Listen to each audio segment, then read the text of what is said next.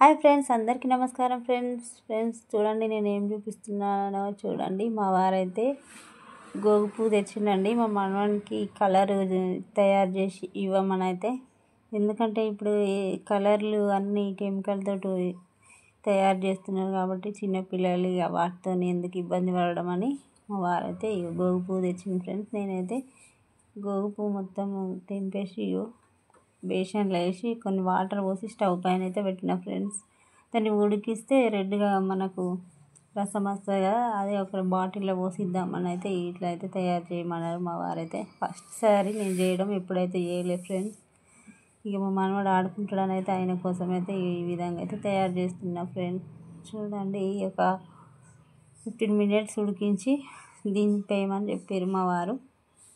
అదైతే ఉడుకుతూ ఉంది ఫ్రెండ్స్. ఇక చూడండి ఎంత మంచిగా కలర్ ఇట్లా కనబడుతుంది కదా ఫ్రెండ్స్.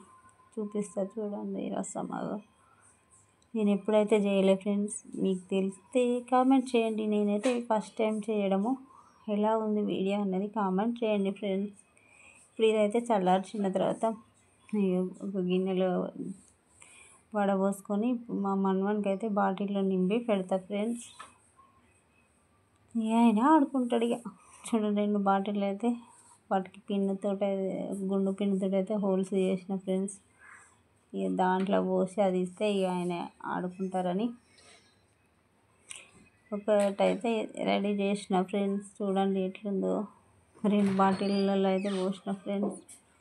ఎలా ఉంది కలర్ అనేది కామెంట్ చేయండి, ఓకేనా అండి. కలర్ అయితే రెడీ అయిపోయింది.